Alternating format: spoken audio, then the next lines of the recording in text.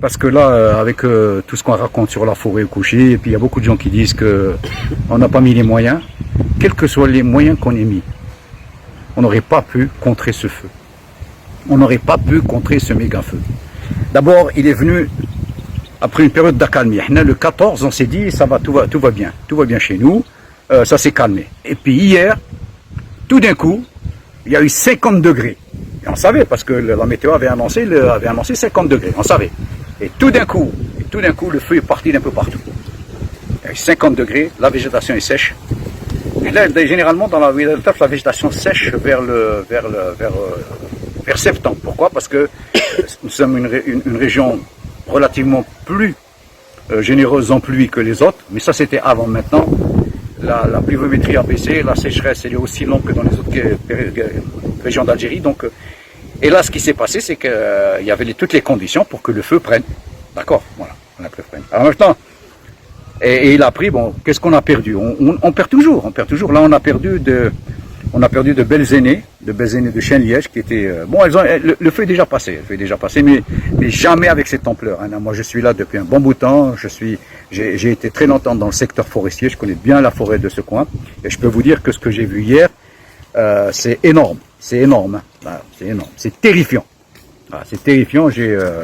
Voilà, surtout ce qui s'est passé à Al-Qala, d'accord. Tout d'un coup, on a eu l'impression que c'était, je sais pas si vous savez, vous connaissez le phénomène des nuées ardentes dans les volcans. C'est tout d'un coup un nuage de feu qui vient à toute vitesse et qui ramasse tout, qui brûle tout. Et c'est ce qui s'est passé hier ici. C'est ce qu'on m'a dit. Et on m'a dit de Ain Khiar, là, de derrière la montagne à là-bas, d'accord. Et ça a pris 2-3 kilomètres. Ça a fait 4 ou 5 secondes. Une nuée ardente. Et contre les nuées ardentes, on peut rien. On m'a même parlé, ce matin, on m'a même parlé d'un passage d'une tornade, ce qui est absolument exceptionnel. Les tornades de feu, c'est lié au méga feu. Alors, il y a la tornade de feu, elle a soulevé, je discutais avec des gens tout à l'heure, elle a soulevé une baraque et des pommiers. Tornade de feu, hein, c'est pas une tornade terrestre, de feu.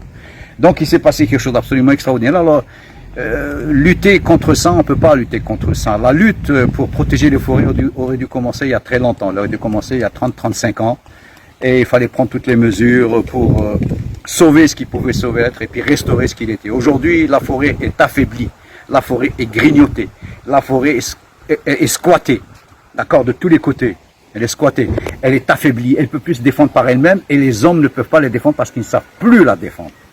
Sauver la forêt algérienne, ce sont des conditions politiques, des conditions culturelles et sociales qui font qu'on doit avoir un niveau de technologie, un niveau de culture qui fait qu'on comprenne bien la nécessité de la forêt et de la nécessité de la sauver, de la sauvegarder.